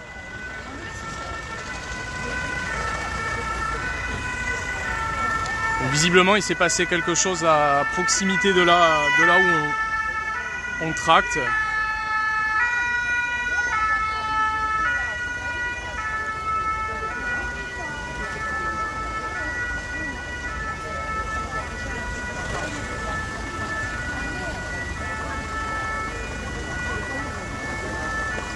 J'ai monté un peu, mais si je zoome, le problème c'est que on va perdre vachement en qualité.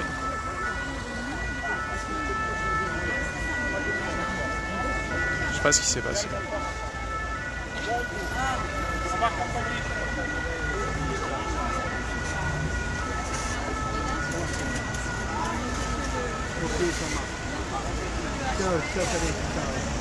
Bon, je sais pas ce qui s'est passé. Donc je vais reprendre. Ouais, tu vas sur VQ2. Tu vas sur VQ2. Voilà, et là tu as le direct. Ben ça c'est voilà, tu l'as. Ce qu'on a fait avant. C'est ça. Ouais, tu l'as. Ben, là pour l'instant, tu peux revenir. Tu peux revenir juste avant. Voilà. Merci. Je t'en prie. Donc alors je vais filmer un peu les pancartes. Salut!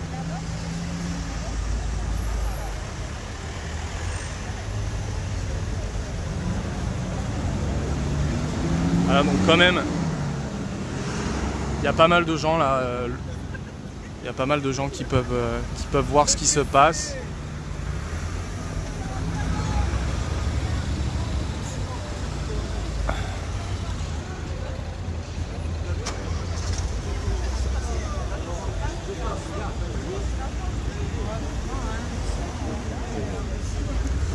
Bonsoir monsieur. Bonsoir. Ça marche bien la distribution? Ben là-bas pas trop parce qu'il y a un de nous qui... Ah, c'est un de nous? Ouais. Qu'est-ce qui s'est passé? C'est là qui a marqué sécurité dessus. Ah bah c'est Kevin, maintenant il a des soucis. Ah ouais? Il s'est fait tabasser. Sérieux? Heureusement qu'il y a des flics qui nous parlent. Mais en même temps il est... Tu m'as fait rire. Quoi? Pourquoi? J'ai vu la vidéo.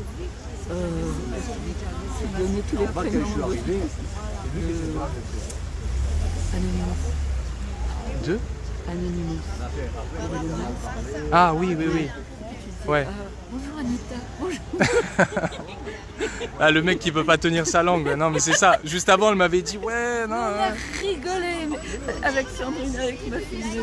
Ah, c'était trop marrant. Ah j'ai du mal à garder ma langue, c'est vrai. Ça, je suis pas très fort pour ça. Donc alors j'ai eu la confirmation là, par un monsieur que effectivement c'était quelqu'un de notre groupe qui se serait fait attraper. J'en sais pas plus, un certain Kevin. Mais je vois même pas qui c'est du coup. Je vois même pas. Je vois pas son visage.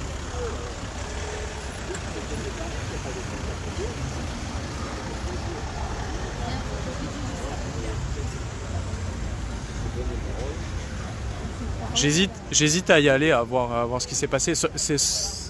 On m'a dit que c'était quelqu'un de notre groupe qui s'était fait tabasser. Il paraît qu'il y a 2 événements différents. C'est l'ambulance, ça n'a rien à voir. Ah. Et le petit jeune qui était là, Kevin, je sais pas. Mais je vois pas qui c'est Kevin. Oui, c'est celui qui était toujours devant les manifs qui faisaient la circulation, là. Ce grand gamin là. Tu l'as pas vu tout à l'heure? Très mince, très grand blanc. Il a parlé de la RS d'Ajaccio aussi, qu'il y en avait 2 qui ont été interdits. C'est un jeune là, qui a dit ça. Et qu'il y en a même une qui est décédée du vaccin. Il a pris la parole. Je sais pas, je vois pas. Je vois pas. Mais il est encore là-bas là? Il a le maillot marqué derrière sécurité. Il est encore là-bas ou là il est avec. Ils l'ont fait rentrer dans le camion des CRS? On est des terroristes. Attends, ils arrivent. Je sais pas. Je vais aller voir 5 minutes. Je vais aller vérifier parce que je vois qu'il y a des gens de notre groupe là-bas. Je vais aller voir ce qui se passe. Donc, les pompiers sont partis, donc vraisemblablement. Là, il reste que.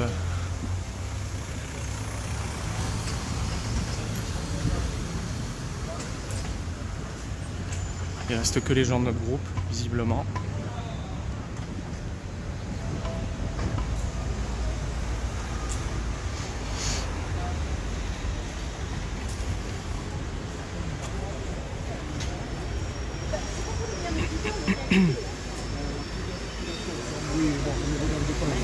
Qu'est-ce qui s'est passé? Hein? C'est quelqu'un de notre groupe qui a été agressé, c'est ça? On m'a dit. Je sais pas si c'est quelqu'un de notre groupe, je sais pas si tu connais. Vraiment, on m'a dit Kevin. On m'a dit que c'était. Je connais pas. Ah d'accord, ouais, ok. Ouais. Non, en plus, il est avec la police. Il s'est pris le bec avec un mec qui était un peu éméché. D'accord. Bon, c'est en train de s'arranger, quoi. Les policiers sont partis, de toute façon. Okay. Bon, je vais retourner là-bas. Merci. Bon, a priori, rien de grave. Je vais les laisser s'expliquer.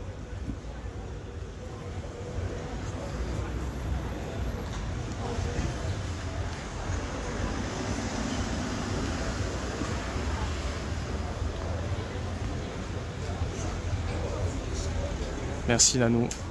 Là, ça fait un moment que je regarde pas les commentaires parce que je suis concentré sur quoi faire. Donc, désolé si je lis pas tous vos commentaires.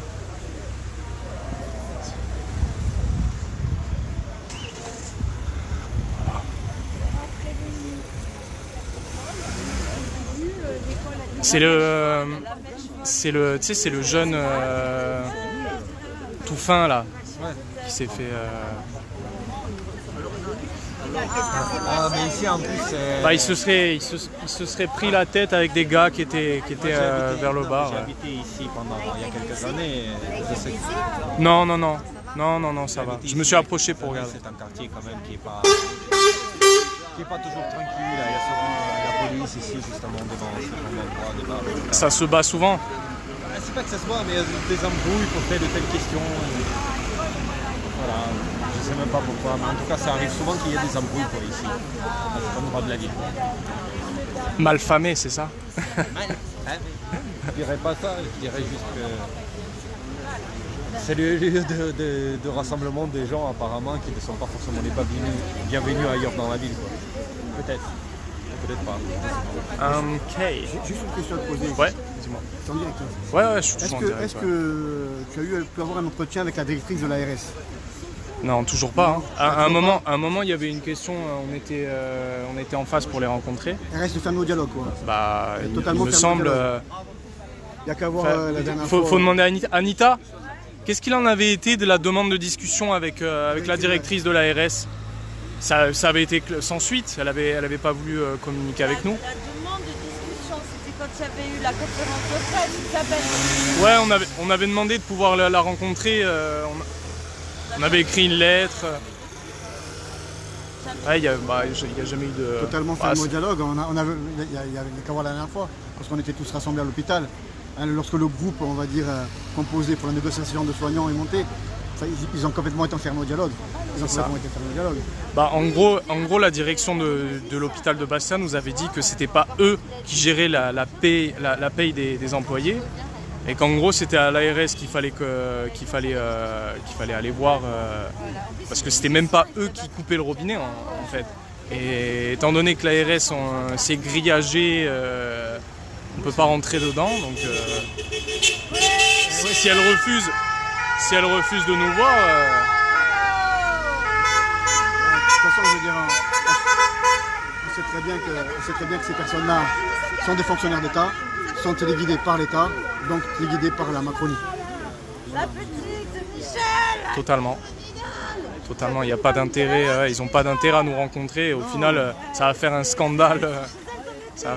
Non, dans le bras de fer, moi, ce que je vois qui marche, c'est à la Martinique, là, c'est l'effet de groupe. C'est si, dès qu'il y a une petite majorité, c'est mort. Ils sont obligés de se plier. Mais malheureusement, ils ont réussi à manger le cerveau des gens, comme tu disais tout à l'heure. Enfin, je ne sais pas si c'est toi qui disais ça. Oui, ils ont mangé le cerveau.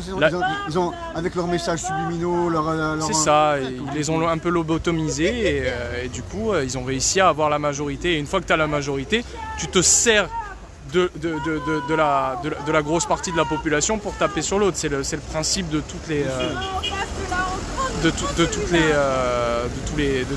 tous les régimes autoritaires. Là, je trouve pas mes mots. Là, on est dans une dictature, heureusement bon, mais une dictature quand même. Hein. Ouais. C'est pas normal. Non, mais c'est pour ça qu'il faut qu'on continue à être sur le terrain, à leur montrer l'information comme ils font tous là, tu vois. Sur Internet. Tu le vois bien, sur Internet, la guerre, elle est plus ou moins gagnée. Parce que, je sais pas si tu regardes, que ce soit sur Facebook, Twitter, tous les réseaux sociaux, dans les commentaires. Et je te parle pas des repères de complotistes ou quoi. Hein. Là, je te dis même, tu vas sur France Inter, tu vas sur les discussions en dessous des articles de n'importe quel média mainstream, tu t'aperçois qu'il y a une réelle discussion et que globalement, les gens qui commentent sont conscients de ce qui est en train de se passer. Donc là, la guerre sur Internet, la guerre de l'information, elle est globalement à notre avantage. Après, c'est pour ça qu'on est là aussi. C'est pour tous les gens là qui ne vont pas sur les réseaux, qui n'ont pas accès à cette information. Peut-être leur donner la curiosité d'aller chercher, quoi. Parce qu'on voit les représentants du gouvernement qui jouent la langue de bois, qui jouent sur les mots, sur la réalité. Sur la réalité, comme par hasard, chaque fois il y a une diminution de cas, une diminution de morts. Les chiffres sont faux. L'ARS n'est que le pantin de l'État. L'ARS, en gros... C'est ça, c'est un bras de l'État. Elle transmet ce que veut bien l'État le transmettre. C'est ça. C'est pour ça qu'il y a beaucoup de gens qui attendaient que ça bouge à Paris. Mais ce que je vois, c'est qu'à Paris, tous les week-ends, là, ça s'est un peu calmé. Mais je crois qu'à un moment, ils avaient 5 défilés différents. Comment on peut arriver à faire quelque chose si on est au sein même des résistants, on est éclaté comme ça. Je veux dire, si on n'est pas capable de s'unir, voilà, encore une fois, je prends l'exemple de la Martinique, c'est grâce à l'union massive de la majorité des gens du CHU qu'ils ont réussi à faire inverser la tendance. Si on n'est pas capable de comprendre ça, en gros... Le problème, c'est que l'État a joué sur l'aspect financier. Ouais. Hein, il a perfusé pas mal on va dire d'organismes, de commerce, on va dire qu'en gros, l'État a divisé pour mieux régner. Ouais. Si maintenant il y a beaucoup de personnes on va dire entre guillemets, auraient été, on va dire, pieds-mains liés, comme c'est le cas pour de nombreux commerces, je pense qu'il y aurait eu plus de monde dans les rues. Je pense. L'État a perfusé pas mal de choses. Ouais. L'État a arrosé d'un côté et a repris de l'autre. Ouais. Les technocrates, hein, voilà. Ils font leur taf. Hein, donc, ils regardent les opinions tous les matins. Voilà. Et ils voient sur quoi ils peuvent appuyer, sur quoi ils peuvent tirer un peu. Y aller en douceur. Quand ça va trop fort, voilà. Ils ralentissent un peu. Ils repassent un peu. On ménage la chèvre et le chou. C'est ça. Voilà, donc c'est... Non, mais c'est à nous en tant que citoyens d'essayer de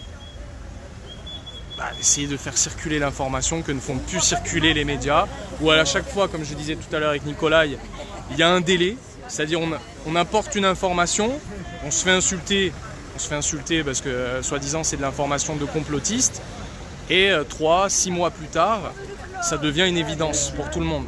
Et là ce qu'on disait avec Nico, c'est que c'est en train de s'accélérer en fait. Là, il y a de ça 1 an, ça prenait 6 mois à l'information à émerger avant qu'elle devienne mainstream. Là maintenant, on est à peu près à 3 mois. C'est-à-dire là, ce qu'on disait il y a 3 mois, les médias mainstream le disent aujourd'hui.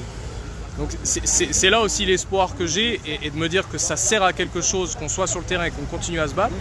C'est que je vois que les médias mainstream sont obligés de suivre quand même, parce que, qu'on le veuille ou non, les gens se bougent partout dans le monde, c'est pas qu'en France, l'information circule, et à un moment, ils ont beau essayer de calfeutrer tous les trous, je veux dire, il y a trop de sources différentes, ils sont obligés de balancer la vérité. Moi, mon vœu le plus sincère, mon rêve le plus sincère, ça c'est que nos chers politiques se réveillent.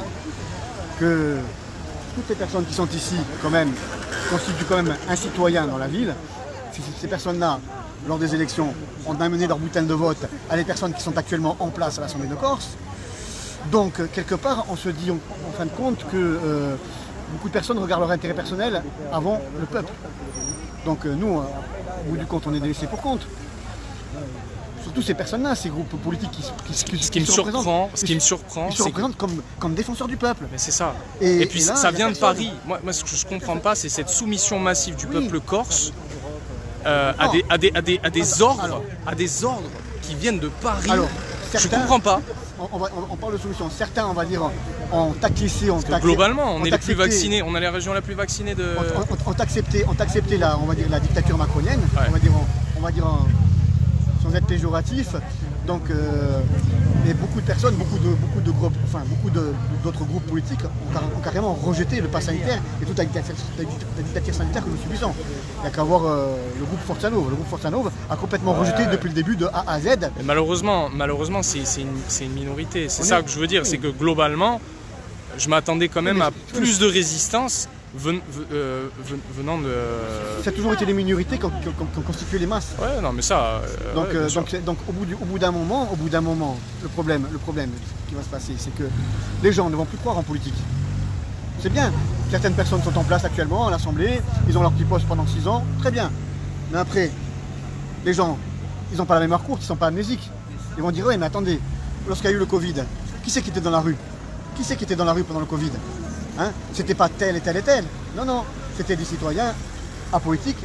C'était certains, on va dire. Je veux dire, heureusement qu'il y a, comme je disais, qu'il y a Forza Nova. Forza Nova a été présent depuis le début. Depuis le début, avec Filippo, avec Jean-Antoine Giacomi, on a été présent depuis le départ. Contrairement aux autres personnes qui sont en place à l'Assemblée de Corse actuellement. Et le plus scandaleux... Et toi, tu es en lien un peu avec les gens de l'Assemblée. Est-ce que tu sais... Antoine, Jean-Antoine peut-être, il est en lien. Jean-Antoine, oui, mais je veux dire, ou même, je veux dire, il y a carrément une opacité, je veux dire, nous, on est considérés comme, on veut dire, on est des parias pour eux, je veux dire, on n'est pas considérés. Ah ouais, même pas. On n'est pas considérés. Bon, certains nous considèrent, d'autres pas, mais on va dire qu'en gros, nous... Mais pourquoi des parias? Non, pas des parias, on va dire, mais bon, des personnes qui combattent le système, quoi. Nous, on combat le système, justement. On combat la Macronie depuis le début. D'autres personnes l'ont accepté. Ils ont trouvé des intérêts, visiblement. Voilà. Des intérêts à collaborer avec ce gouvernement. Depuis le départ, Forza Nova a complètement rejeté la politique de la Macronie. Depuis le début. On a rejeté la politique de la Macronie.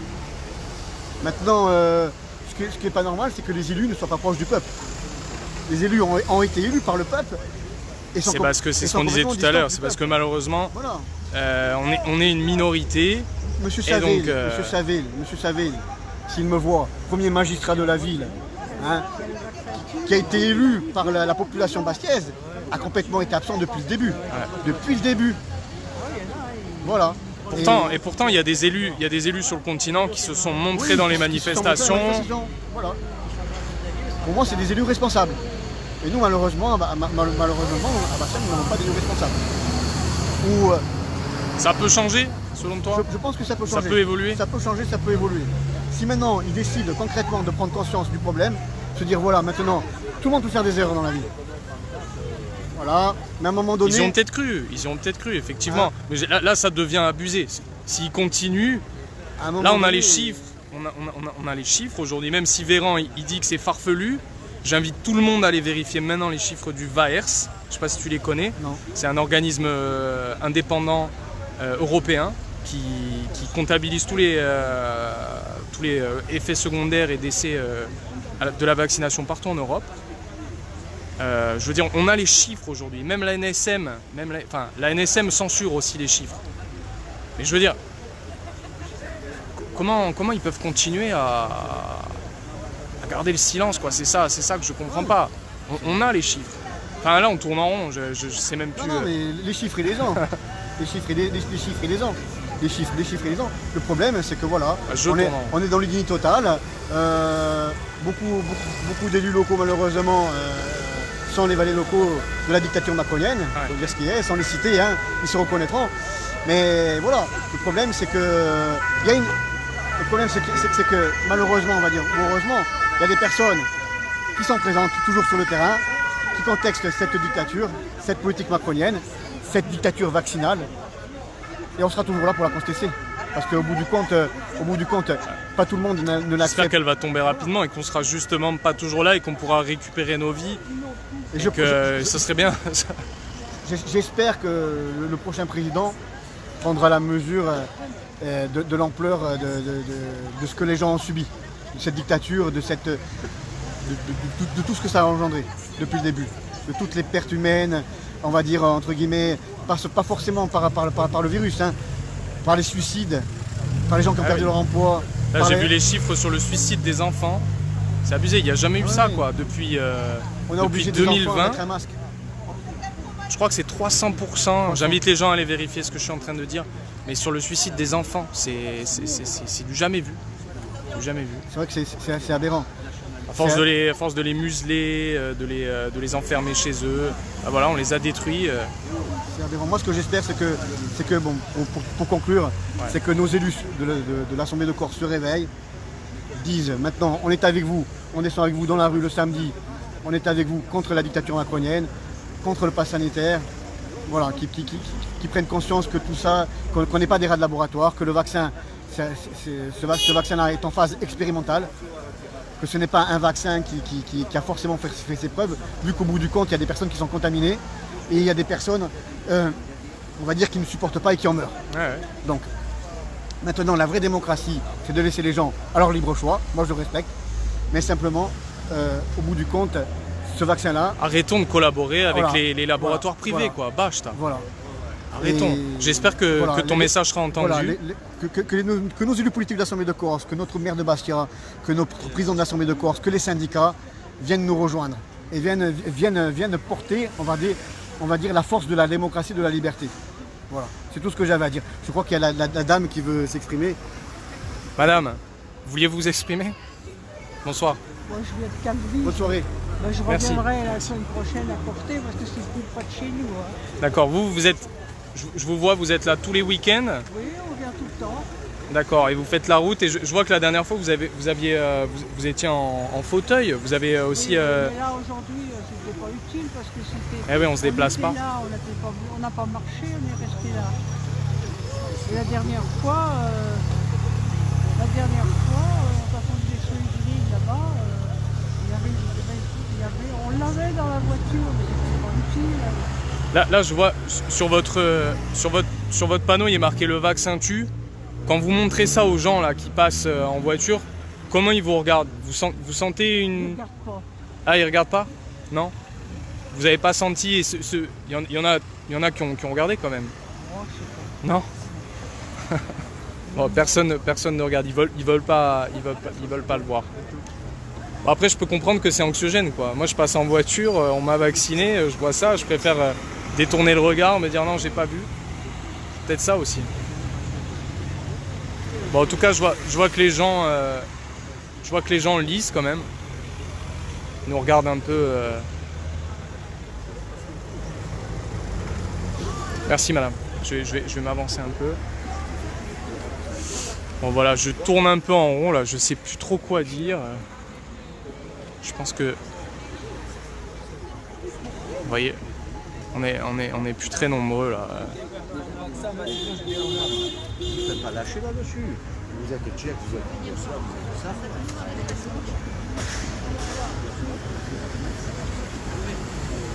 Elle est passée où, Anita? Je sais pas où elle est passée, Anita?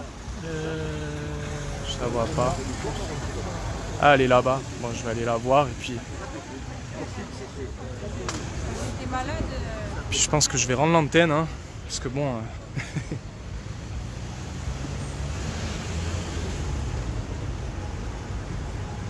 Ça fait combien de temps là que je suis en...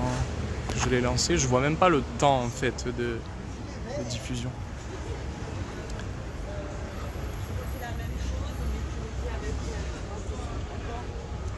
Un peu différemment. Hein. Le test apporterait à faire sur la Corse, puisqu'on en parle depuis longtemps.